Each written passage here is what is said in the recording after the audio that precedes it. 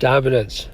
You might have heard the famous saying that the best thing about success is that it makes you develop into the kind of person that's required in order to be successful, just like the transformations that you have to go through in your person, in your character, in your habits, in your attitudes.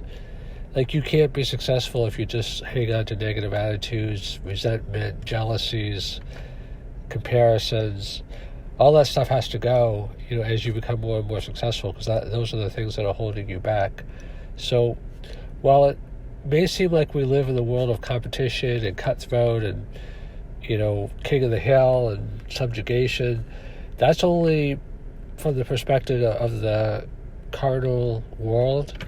If you think of it from a spiritual perspective, it's more what I was talking about at the beginning, that it's other people are really just adjuncts to your own journey to become the best version of yourself. Like in my book that just came out called Natural Consequences, and consequences being outcomes, not punishments, that there's the notion, which I've heard before from other people, that everyone you meet in life is just a version of yourself, because there's an objective world out there, but it's kind of like everybody experiences the world differently, so actually everybody's living in a different world because we're all living in the experience that we have in our minds and our brains.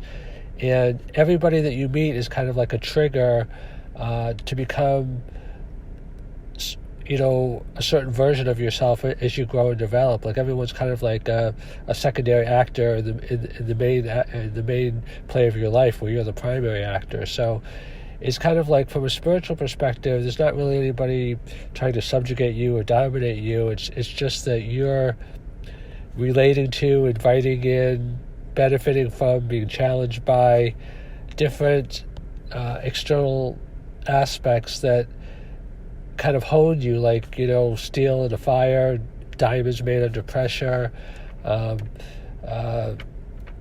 challenges that we go through in life. So the real competition is with yourself. Like, I'll give you a more concrete example. So when I was running, and I was a really good runner in college, I didn't view others as like, I want to beat this person, beat that person. I mean, when I first started, I did, but I started thinking about, like, these people are actually my friends, because I consider them my friends because they're forcing me to become better. Like, the ones that are better than me, especially, they're forcing me to, like, expand my capabilities. It's kind of like anybody that can do something that you can't do and you want to be able to do it. It's like you can learn from those people. Like you could almost consider them, like mentors. So I called this podcast Dominance because it seems like sometimes like people have our thumb on us, and that we're in competition with people, but we're only in competition with ourselves. We get to make all the decisions of what we want to do in our life. Nobody can force us to do things we don't want to do, and the ultimate sense of it in the end is really our choice. And even people that might seem, from one perspective, to be like competitors or even adversaries, these people, if we allow it, could just make us better. I mean, if we want to, we could avoid certain people. There's no, we don't have to interact with those we don't want to.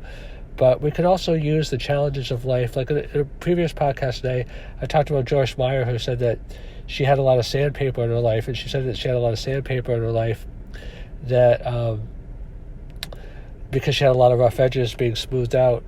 And there's another famous saying that says there are no strangers in life, there's only friends that you haven't met yet. And if you believe that everybody is put in your life to make you better, even if it's painful at times, that, like, I used to feel sometimes, because I was born into this world with kind of a gentle soul, and I felt like a lot of people took advantage of me.